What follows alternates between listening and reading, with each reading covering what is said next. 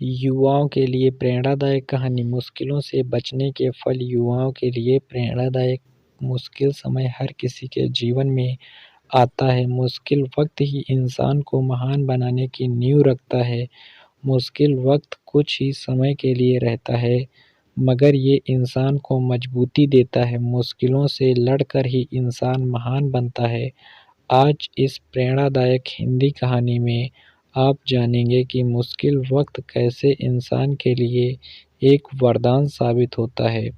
दो पत्थरों की प्रेरक कहानी। मुश्किलों से बचने का फल यही होता है। एक गांव में एक नया मंदिर बनाया गया। फिर उसमें मूर्ति के बनाने के लिए एक मूर्तिकार को बुलाया गया और मूर्तिकार के से कहा कि मंदिर में मूर्ति रखनी है, कोई अच्छी सी मूर्ति बनाकर लाओ। मूर्तिकार मूर्ति के लिए अच्छा पत्थर खोजने जंगल में गया। कुछ दूर चलते ही दो पत्थर दिखाई दिए। मूर्तिकार ने सोचा कि ये पत्थर ठीक हैं, इनको ही तराश कर मूर्ति बना लेता हूँ। मूर्तिकार ने अपने औजार निकाले।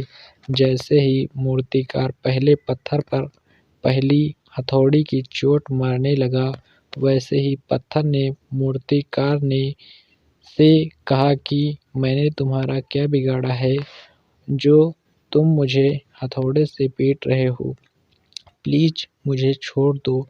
मूर्तिकार ने यह बात सुनकर पहले पत्थर को छोड़कर दूसरे पत्थर के पास गया। मूर्तिकार ने अपने औजारों से पत्थर को तराश कर मूर्ति बनाने में लग गया और एक अच्छी मूर्ति बना दी। मूर्ति को लेकर मूर्तिकार गांव के एक मंदिर में लेकर पहुंचा, जहां उसे रखना था।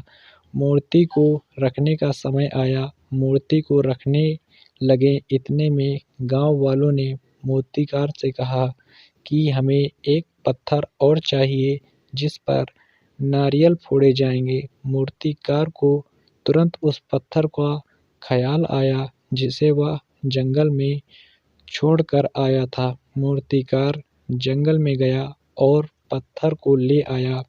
अब मूर्ति व पत्थर को एक जगह रख दिया गया। मंदिर में पूजा करने के लिए लोग आने लगे। सब वहां आकर मूर्ति पर फूल अर्पण करते और पास वाले पत्थर पर नारियल को मारते और फोड़कर मूर्ति के ऊपर नारियल का पानी चढ़ाते। यह देखकर मूर्ति के पास वाला पत्थर मूर्ति से बोला कि तुम्हारी किस्मत कितनी अच्छी है, जो लोग तुम्हें पूजते हैं, और मेरी किस्मत कितनी खराब है कि सभी मुझ पर जोर से नारियल मारते हैं। यह सुनकर मूर्ति ने पत्थर से कहा कि हम दोनों एक जगह एक जैसे ही थे। युवाओं के लिए प्रेरणा स्रोत कहानी।